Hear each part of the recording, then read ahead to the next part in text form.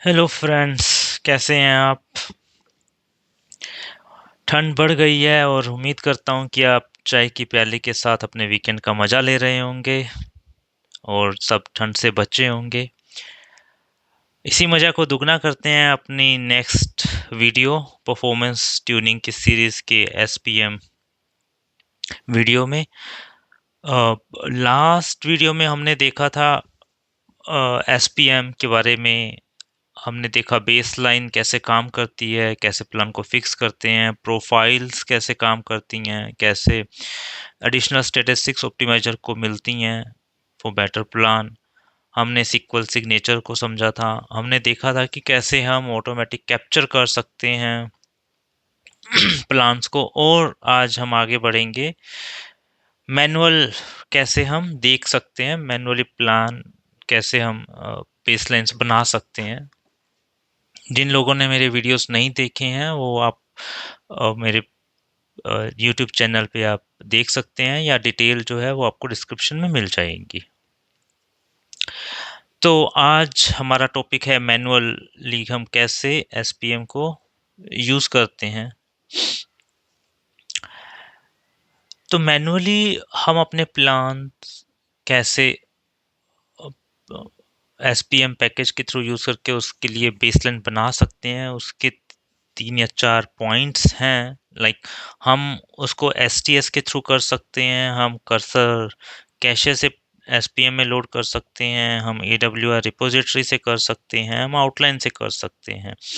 Because sometimes आपके पास आपने query run करी, एक क्वेरी अच्छी चल रही थी, 2 घंटे बाद फिर से वो क्वेरी रन हुई और नया प्लान बन गया जो कि ऑप्टिमाइज प्लान नहीं था, जबकि आपके पास उसी कैशे में एक ऑप्टिमाइज प्लान है बट समहाउ वो यूज नहीं हुआ। तो कैसे आप उस प्लान को यूज कर सकते हैं मैनुअली, कैसे उसके लिए हम एसपीएम बना सकते हैं, बेसलाइन यूज कर सकते हैं, तो वही आज हम समझेंगे। स्टार्ट करते हैं हम एसटीएस से।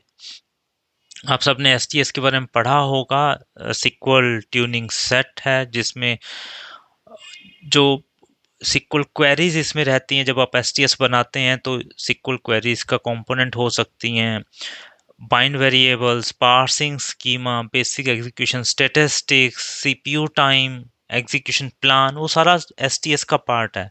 तो हम एसटीएस बनाते हैं और फ्रॉम एसटीएस हम प्लान को लोड कर सकते हैं, या फिर हमारा कर्सर कैशे में अवेलेबल है तो हम उस सिंगल प्लान को लोड कर सकते हैं, या फिर अगर कैशे में अवेलेबल नहीं है लेकिन एडब्ल्यूआर में है तो आप एडब्ल्यूआर से कर सकते हैं। तो इसके लिए डिफरेंट पैकेज यूज होते हैं। जैसे सिक्वल एसटीएस के लिए आप जो है DBMS SPM load plan from SQL set use कर सकते हैं। कर्सर कैशे के लिए प्लान फ्रॉम कर्सर कैशे कर सकते हैं। एडब्ल्यूआर के लिए लोड प्लान फ्रॉम एडब्ल्यूआर यूज कर सकते हैं। और इसी तरह हमने बात करी थी स्टोर्ड आउटलाइन, जो कि पुराने टाइम में था, जो कि डेप्रिकेट हो गया है 11G में। अगर आपके पास अभी भी है वो, तो आप उससे भी यूज कर सकते हैं और माइग्रेट कर सकते हैं। लेकिन यहाँ पे जो है सिर्फ एक ही प्लान की बात होगी। फिर अगर हम उसको स्टोर से लाएंगे तो एस जब हम आउटलाइन की बात करते हैं स्टोर्ड आउटलाइन में, तो स्टोर्ड आउटलाइन में सिर्फ एक ही प्लान जो है वो सिक्वल के साथ एसोसिएटेड होता था, क्योंकि बेस लाइन में आप मल्टीपल प्लान एक्सेप्टेड प्लान आप उसमें रख सकते हैं, राइट। लेकिन स्टोर्ड आउटलाइन में सिर्फ एक ही प्लान हो सकता है। तो इसको हम एक एक करके देखते हैं। ओके, अगर प्रॉब्लम स्टेटमेंट ये है कि एप्लीकेशन टीम जो नॉन प्रोड इन्वायरमेंट में अपने एप्लीकेशन अपग्रेड्स को चेक करते हैं, कोई भी उसमें चेंजेस हो रहे हैं एप्लीकेशन में या कोई नई फंक्शनलिटी ऐड हो रही है, जिसको थोरोली टेस्ट करते हैं अपने लोअर इन्वायरमेंट में, नॉन प्रोड में और फिर उसको लाइव करते हैं प्रोड में।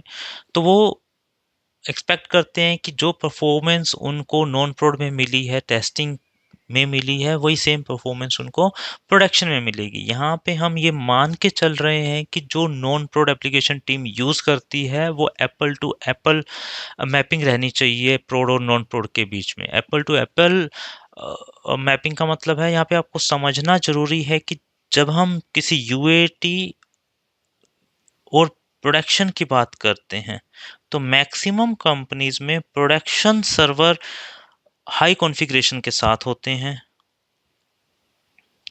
उनके पास जो प्रोडक्शन का डेटा होता है, वो डेटा इक्विवेलेंट नहीं होता जो डेटा यूएटी में होता है। बट मैं अपनी इस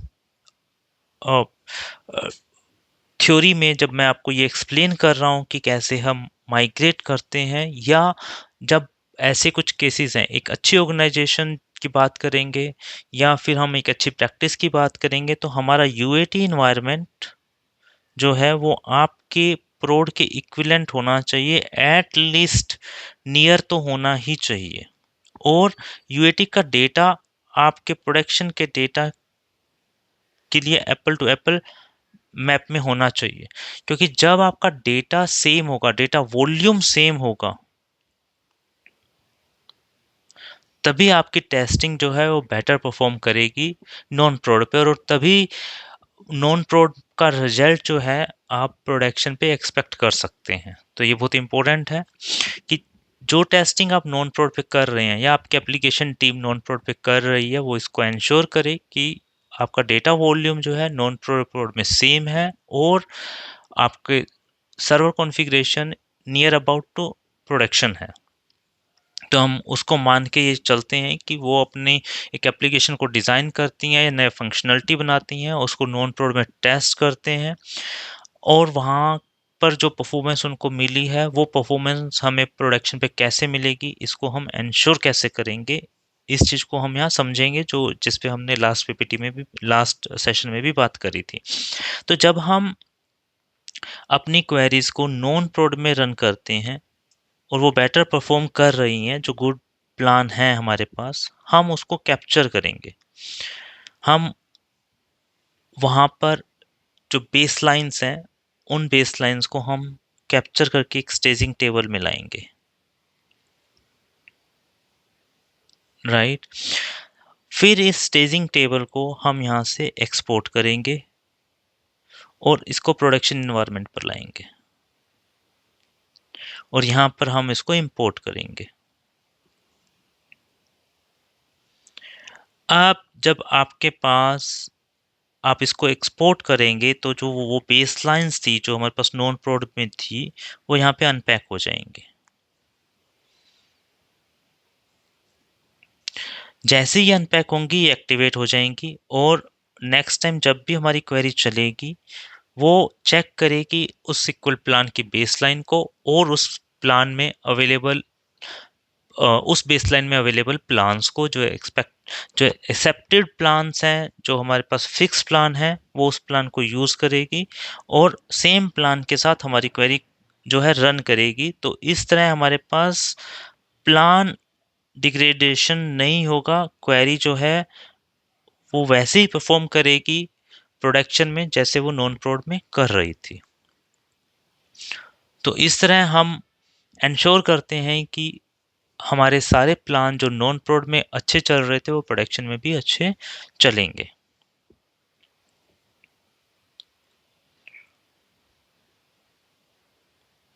होप ये आपको क्लियर हुआ होगा।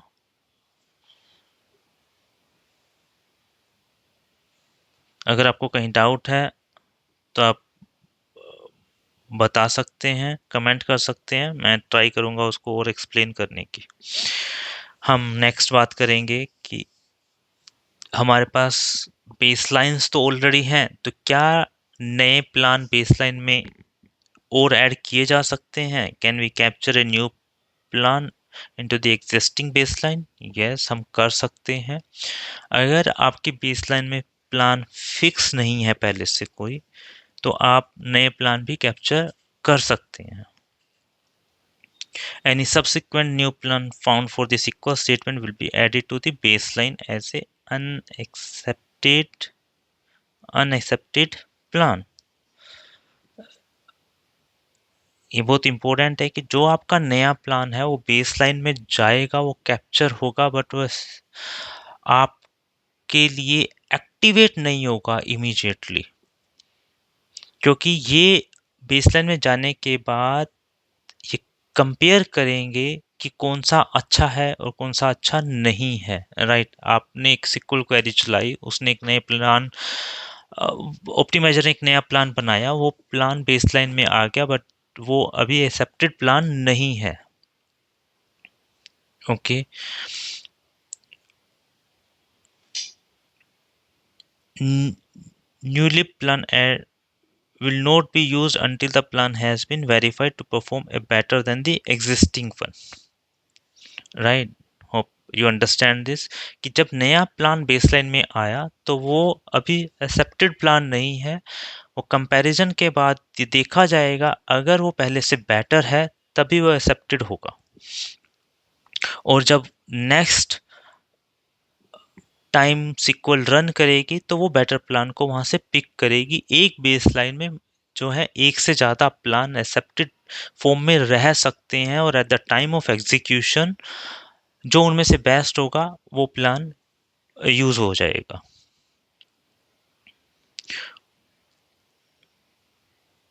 सी baseline plan pick one with the lowest cost. Okay, right. अब हम इसको थोड़ा डिटेल में समझते हैं कि प्लान का सिलेक्शन होता कैसे है। आप स्क्रीन पे देखेंगे, एक सिक्वल रन करी गई, एक प्लान बना, ऑप्टिमाइजर ने एक प्लान बनाया, अब वो चेक करता है बेसलाइन को, क्या बेसलाइन है या बेसलाइन नहीं है। अगर बेसलाइन नहीं है तो जो प्लान बना वो एग्जीक्यूट कर दिया जाएगा क्योंकि पहले से कोई बेसलाइन अवेलेबल नहीं है, राइट। अगर वो बेसलाइन है तो नेक्स्ट चेक करते हैं क्या बेसलाइन में वो प्लान एग्जिस्ट करता है जो नया प्लान बना है, या कोई एग्जिस्टिंग प्लान, क्योंकि हो सकता है कि आपके पास बेसलाइन तो है बट उसमें कोई प्लान नहीं है, राइट। तो baseline is plan in the baseline, क्या पहले से है कोई प्लान या नहीं है। यहाँ पे हम बात कर रहे हैं फिक्स प्लान की। ओके, हमने क्वेरी को रन किया, क्वेरी एक नया प्लान बना, चेक किया क्या बेसलाइन है, बेसलाइन नहीं है तो कोई प्रॉब्लम नहीं है, जो प्लान बना था वो रन कर गया। अगर बेसलाइन है तो फिर ये चेक किया जाता है क्या कोई ऐसा प्लान है जो पहले से फिक्स्ड है बेसलाइन के अंदर। अगर प्लान पहले से फिक्स्ड है तो वो प्लान रन करेगा। ओके, अगर, क्योंकि हमने बात करी बेसलाइन में मोर देन वन प्लान हो सकते हैं, एक्सेप्टेड फॉर्म में हो सकते हैं, बट वहीं पर एक और पैरामीटर है, क्या वो प्लान फिक्स है, जिससे हमने प्लान को परमानेंटली फिक्स कर दिया, अब कोई और चेंज होगा ही नहीं, वो प्लान हमेशा यूज होगा। तो ये क्या पहले से कोई प्लान फिक्स फॉर्म में है, अगर है तो ऑफ कोर्स वो वाला प्लान जो है वो रन कर जाएगा। अगर प्लान नहीं है, ऐसे पहले कोई फिक्स प्लान नहीं है, एक्सेप्टेड प्लान हो सकते हैं बट कोई फिक्स प्लान नहीं है, तो जो नया प्लान है वो ऐड हो जाएगा, जो यहाँ पे बना है वो प्लान यहाँ ऐड हो जाएगा, cost based plan, right, as a unaccepted baseline. और जो पहले से नॉन प्लान है वो रन हो जाएगा, और बाद में ये प्लान कंपेयर होंगे दोनों, और फिर ये देखा जाएगा कि दोनों में से बेस्ट कौन सा है, और जो बेस्ट होगा, अगर बेस्ट होगा वो तो एक्सेप्टेड मार्क कर लेंगे। और बाद में जब नई क्वेरी चलेगी फिर वो कंपेयर करेगी कि इन दोनों में से अच्छा कौन सा है, और वो उस हिसाब से डिसाइड करके वो प्लान को रन करेंगे। Okay, no new plan are added to the SQL baseline that contain the fixed plan. अगर पहले से कोई प्लान है उसमें, जैसे हमने यहाँ बात करी थी, तो नया प्लान ऐड नहीं होगा।